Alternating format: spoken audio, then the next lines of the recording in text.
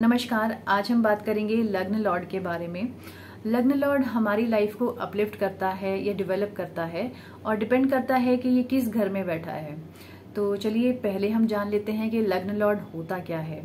तो आपके birth chart के पहले घर में जो राशि प्लेस्ड है उसका स्वामी 12 घरों में से जिस भी घर में बैठा है उस घर से ही आपकी लाइफ का अपलिफ्टमेंट या बेटरमेंट होता है, या वो नेगेटिवली या पॉजिटिवली कैसे आपकी लाइफ को या आपकी पर्सनालिटी को इम्पैक्ट करेगा। तो आज हम 12 घरों का एनालिसिस करेंगे। स्टार्ट करते हैं पहले घर से। आपके बर्थ चार्ट में लग्न का मालिक अगर पहले घर में अपने ही घर में बैठा है तो इसका मतलब है कि आपकी लाइफ में काफी चैलेंजेस रहेंगे। आपको सपोर्ट इजीली कहीं से नहीं मिलेगा। इवन आपकी फैमिली आपको सपोर्ट नहीं मिलेगा। आपकी सिबलिंग्स हो, आपके कॉलीग्स हो, फ्रेंड्स हो, आपको कोई सपोर्ट नहीं करेगा। आपको खुद से ही सब कुछ करना पड़ेगा। और डिपेंड करता है कि आपके लग्न में कौन सी राशि बैठी है। अगर बेनिफिक प्लैनेट है जैसे कि टॉरस या लिब्रा साइन है जिसका स्वामी वीनस है, या फिर सेजिटेरियस या पाइसिस राशि है जिसका स्वामी जुपिटर है, तो ये बेनिफिक प्लैनेट्स हैं। तो अगर ये अपनी ही राशि में लग्न में बैठे हैं तो इट मीन्स के आपको सपोर्ट तो फिर भी कहीं से नहीं मिलेगा, लेकिन आप खुद से जो मेहनत करेंगे, खुद से आपका जो भी आपका माइंडसेट है, आप जो भी काम खुद से करेंगे उसके आपके काम इजीली बन जाएंगे या उसके आपको इजीली रिजल्ट्स मिल जाएंगे। अगर बेनिफिक प्लैनेट बैठा है लग्न में लेकिन उसके साथ में मेलिफिक प्लैनेट कंजंक्शन में आ जाए या फिर उसकी दृष्टि भी पड़ जाए लग्न पे, तो फिर आपकी लाइफ में ये हार्डशिप्स लेकर आता है।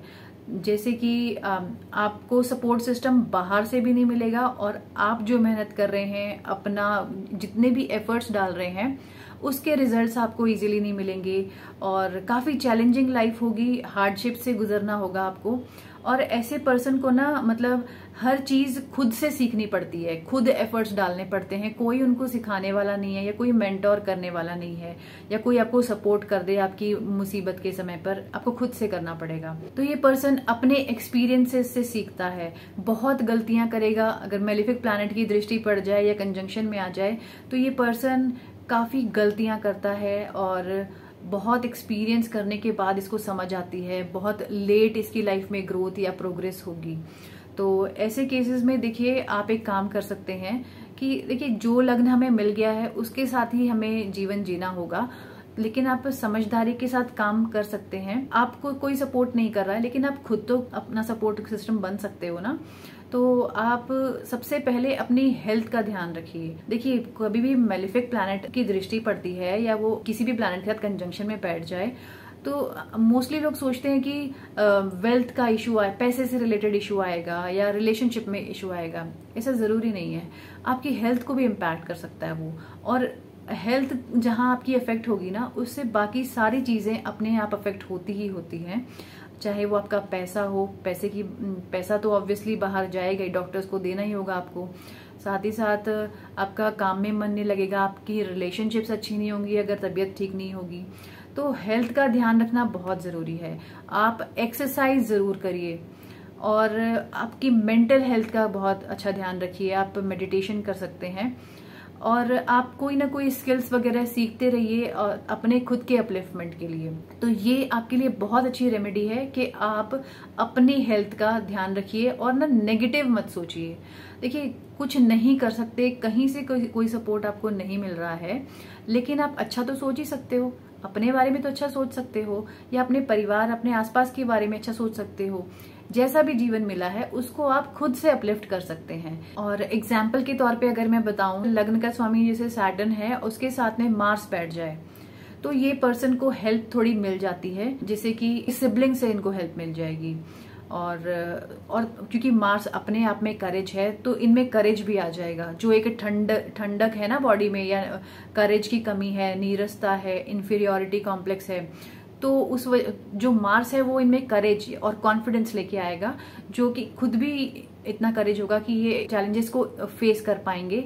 और साथ ही साथ इनके सिबलिंग से या फ्रेंड से इनको हेल्प मिल जाएगी। तो आपके सिबलिंग या फिर आपके फ्रेंड की वजह से आपकी लाइफ में डेवलपमेंट या आपका अपलिफ्टमेंट होगा। और सैटर्न के साथ में अगर वीनस बैठ जाए पहले ही घर में तो आपके स्पाउस, आपकी वाइफ या हस्बैंड की वजह से आपकी लाइफ में बदलाव आएगा या आपकी पर्सनालिटी में बदलाव आएगा, वो आपको अपलिफ्ट करेंगे। और ऐसे ही मर्क्यूरी बैठ जाए तो आपकी सिस्टर है कोई, या फिर आपकी मदर के अलावा जितनी भी आपके फीमेल रिलेटिव्स हैं, किसी की वजह से किसी ने कुछ आपको गाइडेंस दे दिया, तो उसकी वजह से आपको वो समझ या कुछ ना कुछ आपकी पर्सनालिटी में वो अपलिफ्टमेंट लेकर आएंगी। तो ये मैंने आपको एग्जाम्पल्स बताए हैं।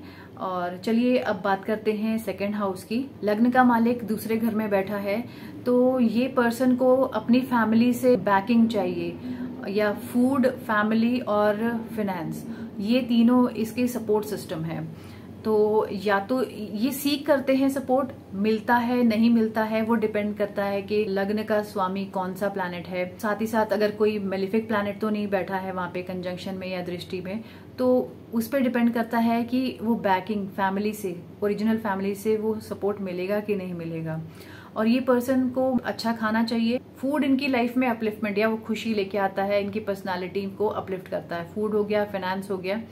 और ये पर्सन का इंटरेस्ट जो है अपने घर के एसेट बनाने में, अपनी फैमिली की वेल्थ को बढ़ाने में, इनका जो है टाइम काफी ज्यादा उसमें डिवोट करते हैं।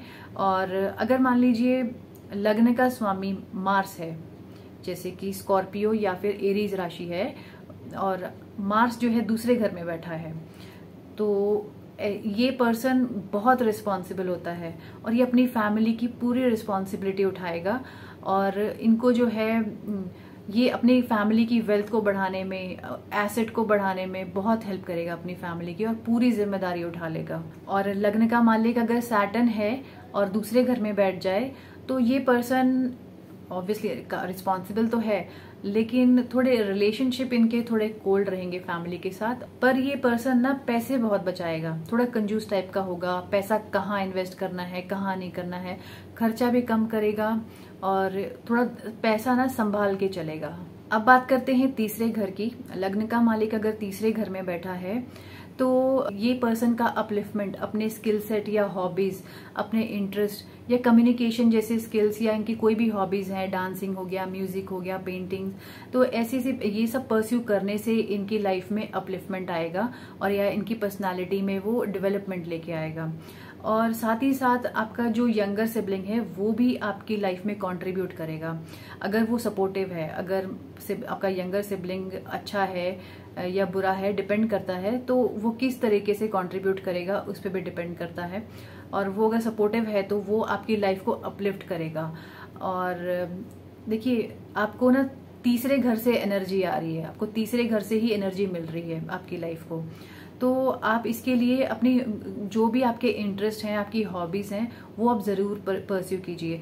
जैसे अगर लग्न का मालिक मर्क्यूरी है, तो आपको अगर लिखने का शौक है, काफी राइटिंग स्किल्स आपकी बहुत अच्छी हैं, तो आप उसको कुछ ना, आपको पोएम लिखते हैं या कुछ भी आपको लिखने का शौक है आप वो लिखिए। या फिर आपको रीडिंग का शौक है तो आप किताबें वगैरह पढ़िए, तो वो आपकी पर्सनालिटी में तो ऐड ऑन करेगा ही, साथ वो आपकी लाइफ को बेटर भी करेगा। किसी न किसी तरह से वो आपकी लाइफ को हेल्प करेगा। और अगर लग्न का स्वामी सैटर्न है तो आपको बैडमिंटन खेलना चाहिए, तो पसीना बहाइए, तो वो आपके लिए पॉजिटिव रिजल्ट लेके आएगा।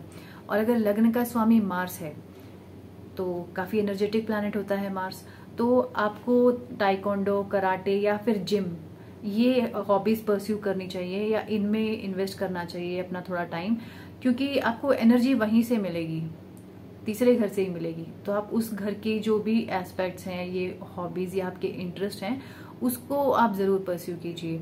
और अगर लग्न का स्वामी वीनस है, तीसरे घर में बैठा है, तो आप म्यूजिक, डांसिंग या पेंटिंग, ये जो आपको ऐसे कुछ शौक हैं, तो आप ये हॉबीज को परस्यू कर सकते हैं। तो ये आपके लिए बहुत ही पॉजिटिव साबित होंगे।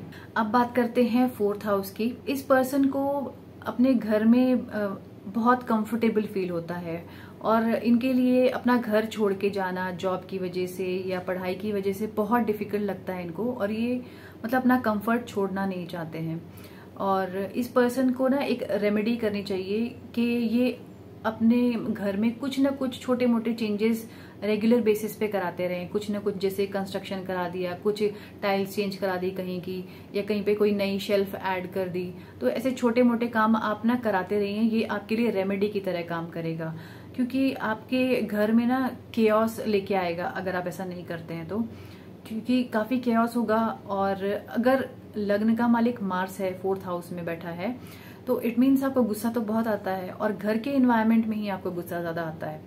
भले ही आप बाहर जाके किसी और के साथ बहुत अच्छे से बात करते हैं, लेकिन घर के माहौल में आप अपना गुस्सा कंट्रीब्यूट कर रहे हैं। तो आपको ब्रीदिंग एक्सरसाइज करनी चाहिए ताकि वो आपकी एनर्जी को चैनलाइज करे। बहुत एनर्जी है ना आप में, क्योंकि तो आपको वो थोड़ी सी ब्रीदिंग टेक्निक्स करनी चाहिए ताकि आपका गुस्सा थोड़ा कंट्रोल हो सके।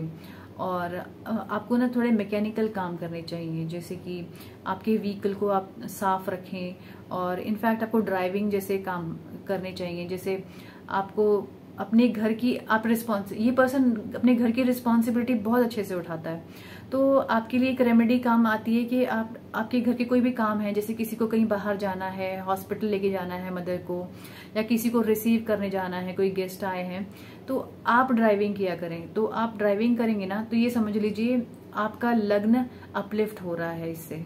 इनफैक्ट आप अपने व्हीकल को और अपने घर को बहुत अच्छे से मेंटेन करके रखें, और उसकी टाइम टू टाइम सर्विस कराते रहें। इनफैक्ट ऐसा हो जाता है, ऑटोमेटिकली होता है कि ये पर्सन होता ही ऐसा है कि इनको अपना व्हीकल के लिए बड़े पॉसेसिव होंगे। अपने व्हीकल की बहुत कुछ, जैसे स्पेसिफिकली अगर बताऊं तो लड़कों को काफी शौक होता है ना व्हीकल्स का, बाइक का या गाड़ी का। तो ये काफी साफ सुथरा रखेंगे अपने व्हीकल को, और उसकी टाइमली सर्विस कराएंगे।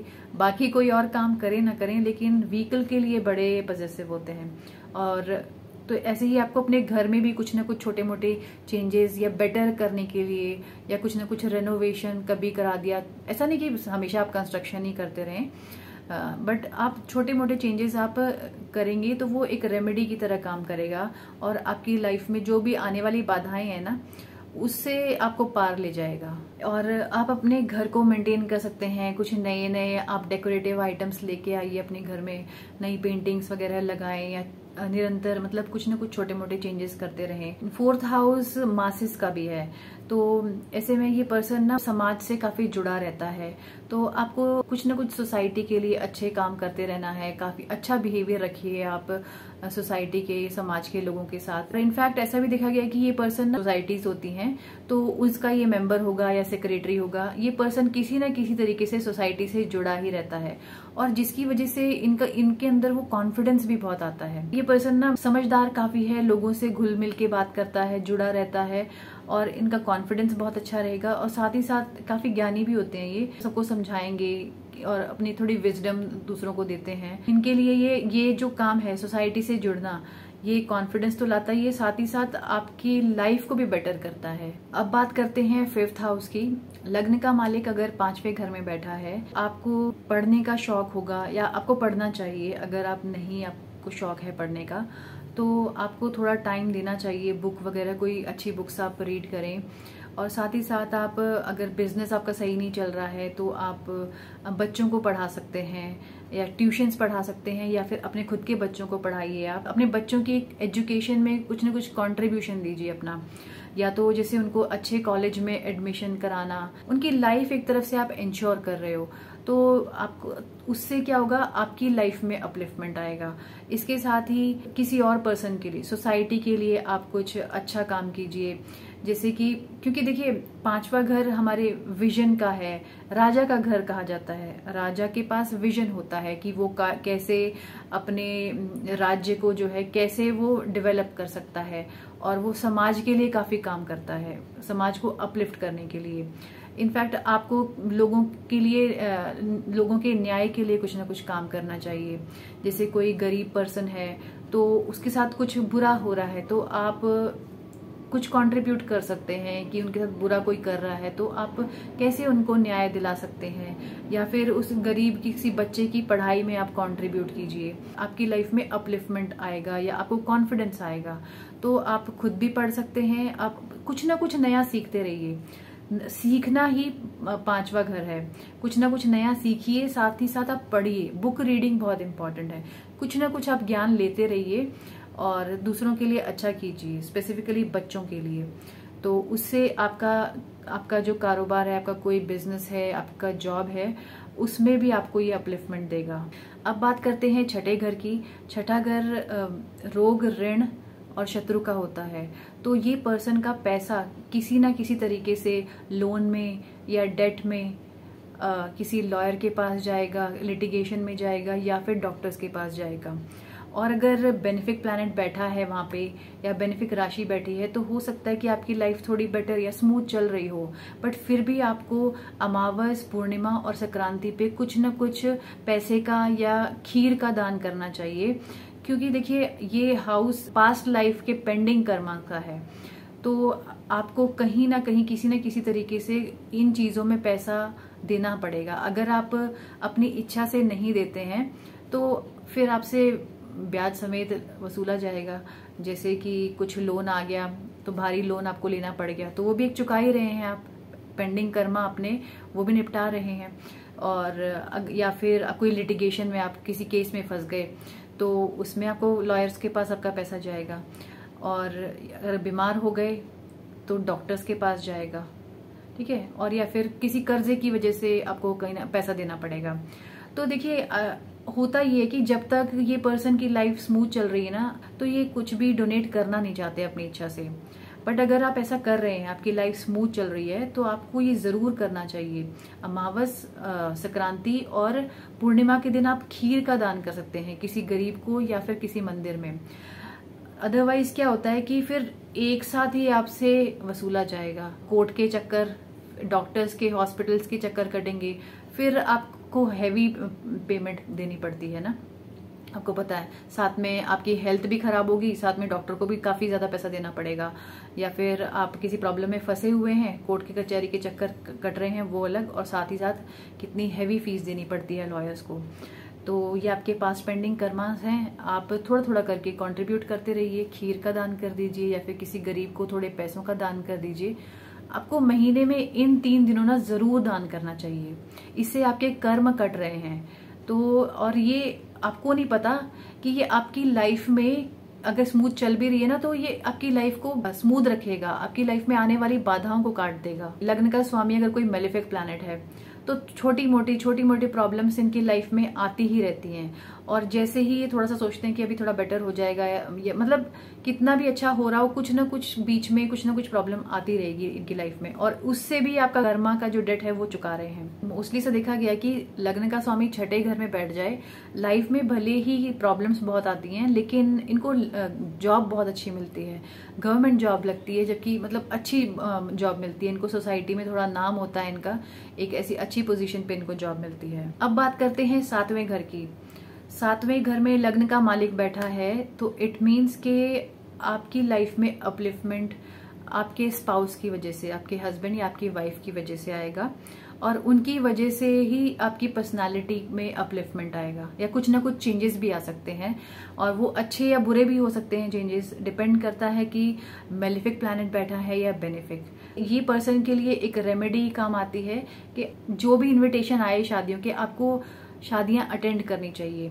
ये आपकी शादी को बेटर बनाता है, क्योंकि आप किसी की शादी का, 2 लोगों की एक रिलेशनशिप फॉर्म हो रही है, उसको आप विटनेस कर रहे हैं। या इनफैक्ट अगर आप आपकी वजह से कोई रिलेशन बन रहा है, आपने मतलब किसी का रिश्ता कराया है, या फिर आपके कोई 2 फ्रेंड्स थे तो आपने उनकी शादी करवा दी, या थोड़ी इनिशिएट कर दिया आपने उनकी शादी को कि ऐसे से आप लोग देख लो, अगर बात हो सकती है तो शादी कर लीजिए, तो ये आपकी शादी के लिए बहुत बेनिफिशियल होगा। बट आप किसी के भी ब्रेकअप का कारण मत बनिए। जब आप किसी के ब्रेकअप का कारण बनते हैं, आप किसी 2 लोगों को, उनकी शादी में हो या किसी का, वैसे आजकल तो हर रोज ब्रेकअप होते हैं, बट वो भी एक कर्मा है, वो भी एक बैड कर्मा है। और तो आप ऐसी नेगेटिव चीजों में कंट्रीब्यूट मत करिए, क्योंकि वो लौट के आपके पास जरूर आएगा, आपकी शादी के फॉर्म में ही आएगा। तो जैसा आप करेंगे वैसा ही आप भरेंगे। तो इस केस में आप थोड़ा संभल के रहिएगा, शादियां अटेंड कीजिए, बहुत अच्छी रेमेडी है। और हो सके तो अगर कोई आपके फ्रेंड्स हैं, अगर आप मिला सकते हैं उनको या उनकी शादी करा सकते हैं तो आप कराइए। और किसी का मतलब बुरा मत कीजिए, किसी की शादी मतलब कि इधर की उधर उधर की इधर ना करें कि किसी का ब्रेकअप हो जाए या डिवोर्स हो जाए। ऐसे कामों में आप अपने आप को इन्वॉल्व मत कीजिए, क्योंकि ये आपकी मैरिड लाइफ को डायरेक्टली अफेक्ट करेगा, पॉजिटिवली या नेगेटिवली। वो तो पहले डिपेंड करता है कि कैसा प्लैनेट बैठा है और कैसा पार्टनर मिला है आपको, और फिर आप क्या करते हैं, आपका कर्मा कैसा है, उस पर भी डिपेंड करता है। अब बात करते हैं 8वें घर की। 8वें घर में लग्न का स्वामी बैठा है, तो आपकी लाइफ में निरंतर कुछ ना कुछ चेंजेस आते रहेंगे। ये ट्रांसफॉर्मेशन का घर है, तो आपकी लाइफ में भी ट्रांसफॉर्मेशन रेगुलर बेसिस पे होते ही रहते हैं। जैसे कि मान लीजिए आप गांव में रहते थे, फिर आपने पढ़ाई लिखाई करी और आपने शहर में जाके चाहे पढ़ाई लिखाई करी हो, फिर आपकी शहर में नौकरी लग गई, आपने 0 से शुरुआत करी, और फिर आपको लगा कि आपको कुछ फील्ड चेंज करना है या दूसरे शहर में आप जा रहे हैं, तो निरंतर आपको ऐसे फील होता है कि आप बार बार 0 से शुरुआत कर रहे हैं। आपकी लाइफ में ट्रांसफॉर्मेशन होते ही जा रहे हैं। इनफैक्ट आप एक बड़े शहर में गए, फिर उसके बाद हो सकता है अब फॉरेन जा रहे हैं। अब फॉरेन जाना भी अपने आप में 0 से शुरुआत करना ही है। तो आपके साथ ऐसे पैटर्न्स बनेंगे आपकी लाइफ के कि बार बार आपको लगता है कि लाइफ में आप इतना आगे चले गए, लेकिन फिर लगता है कि सब कुछ बिल्कुल 0 पे आ गए, फिर शुरुआत करी, फिर आप 0 पे आ गए। तो इनकी लाइफ में वो ट्रांसफॉर्मेशन आते ही रहते हैं।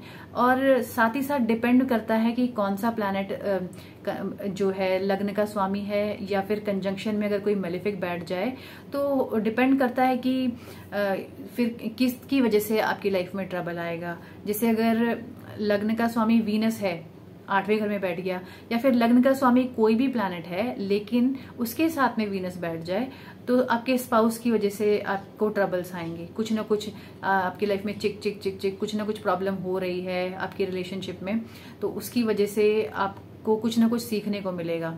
ट्रबल से फेस कर करके आप में एक आता है ना, वो विजडम आती है, तो आपकी लाइफ में आपकी पर्सनालिटी को वो बेटर करती है। ट्रबल से ही आप बेटर बनेंगे, ये समझ लीजिए।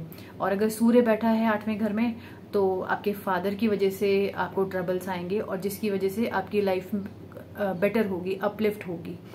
और ये आपका मतलब पैटर्न रहेगा ही रहेगा कि निरंतर आपके ट्रांसफॉर्मेशन होते ही रहेंगे। तो आप इसके लिए एक रेमेडी कर सकते हैं कि एक तो आप ना खुद से सोचिए कि बार बार अगर आपको परेशानी हो रही है किसी व्यक्ति से या किसी एक चीज से, तो आपका ना थोड़ा धीरे धीरे करके ऐसा मोह खत्म हो जाता है। और होना भी ये चाहिए कि आपको इतने ट्रबल्स फेस करने के बाद अगर मोह खत्म हो रहा है, उससे बेटर है कि आप खुद से ही डिटैच हो जाइए लोगों से या चीजों से। क्योंकि डिपेंड करता है, आप चेक कीजिए कि कौन सा प्लैनेट बैठा है, लग्न का स्वामी कौन सा है जो 8वें घर में बैठा है, या फिर उसके साथ कंजंक्शन में कोई और प्लैनेट बैठा है जिसकी वजह से प्रॉब्लम आ रही है। जैसे मार्स बैठा है तो आपके सिबलिंग्स की, आपके ब्रदर की वजह से या आपके फ्रेंड्स की वजह से कुछ ना कुछ ट्रबल्स में आप रेगुलरली फंसते रहते हैं। और ऐसे ही आप चेक कीजिए और उससे आप ना डिटैच हो जाइए प्रॉब्लम्स लोगों से, चाहे आपकी ओरिजिनल फैमिली ही क्यों ना हो, आप थोड़ा सा डिटैच होइए।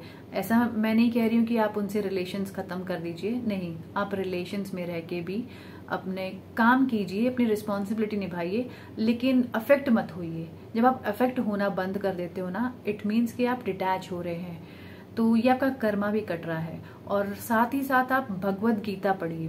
भगवत गीता में बताया गया है कि आपको मोह त्यागना चाहिए।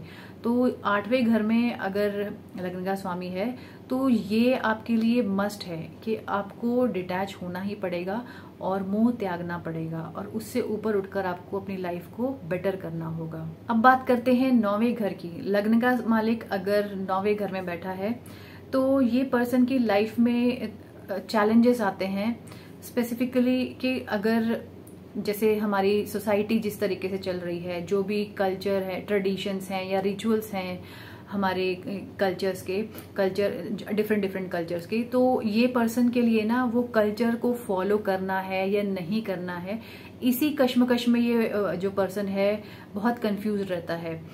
तो जैसे एक नॉर्म चली आ रही है कि आपको इस वे में ही जीना चाहिए, या आपको पूजा पाठ करना चाहिए, क्योंकि नौवां घर रिलीजन का है, धर्म का है, तो पूजा पाठ करना चाहिए। जैसे हमें बताया ही जाता है कि सुबह उठिए, आप नहाइए, पूजा पाठ कीजिए, थोड़ा बहुत भगवान में ध्यान लगाइए। तो ये पर्सन का ऐसे ही कश्मकश रहती है, इतनी कंफ्यूज्ड स्टेट ऑफ माइंड रहता है ना कि ये करूं या ना करूं, किस समय करूं, सुबह के टाइम करूं या शाम को करूं, ये वाला मंत्र जाप करूं या वो वाला करूं।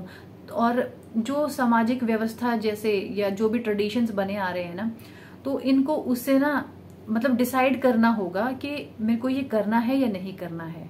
और अगर आपको करना है तो आप एक साइड रहिए, क्योंकि बीच में जब आप रहेंगे ना, ये आपको बहुत ज्यादा चैलेंजेस लेके आता है आपकी लाइफ में। तो रेमेडी के तौर पे आप क्या कर सकते हैं कि आपको मंदिर डेली जाना चाहिए, क्योंकि धर्म का स्थान है नौवां घर। तो आपको मंदिर रेगुलरली आप जाएंगे, आपकी लाइफ में आपके अंदर कॉन्फिडेंस तो आएगा ही, और आपकी लाइफ को भी ये अपलिफ्ट करेगा।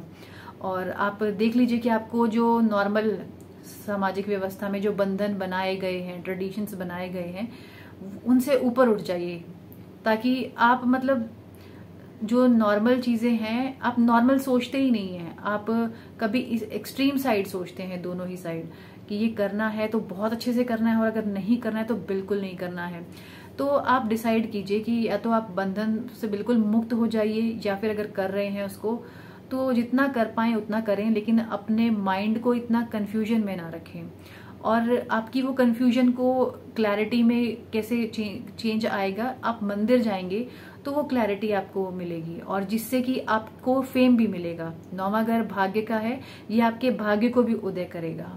अब बात करते हैं 10वें घर की। लग्न का मालिक 10वें घर में बैठा है, ये एक तरफ से राजयोग है, और ऐसा देखा गया है कि अगर लग्न का मालिक 10वें घर में बैठ जाए और साथ में अगर वो सूर्य है या फिर उसके कंजंक्शन में सूर्य बैठ जाए, तो ये पर्सन बहुत अच्छा मतलब प्रोफेशनली बहुत अच्छा करते हैं।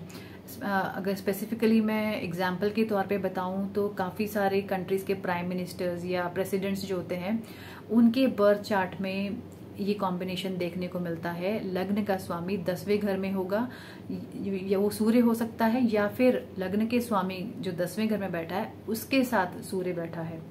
तो या फिर आप गवर्नमेंट जॉब में बहुत हाई पोजीशन होल्ड करते हैं, और ये पर्सन को ना अपने जॉब में, अपने प्रोफेशन में बहुत मजा आता है, और ये आपकी लाइफ को अपलिफ्ट करता है, आपके अंदर कॉन्फिडेंस लेके आता है, क्योंकि आपके रूटीन से ही जो आप डेली काम कर रहे हैं, आपको मजा भी आ रहा है, लाइफ भी बेटर हो रही है, और ये अपने आप में जैसे राजयोग है, अच्छी पोजीशन, अच्छा पैसा आपको मिल रहा है, और इससे क्या है, आपका कॉन्फिडेंस भी बढ़ता है और आपकी लाइफ को ये अपलिफ्ट करता है। जो डेली का रूटीन है ना, आप जो मजे से डेली उठ के आप काम करते हैं, क्योंकि आपका इंटरेस्ट का काम है, तो ये आपकी लाइफ को निरंतरता से अपलिफ्ट करता रहता है।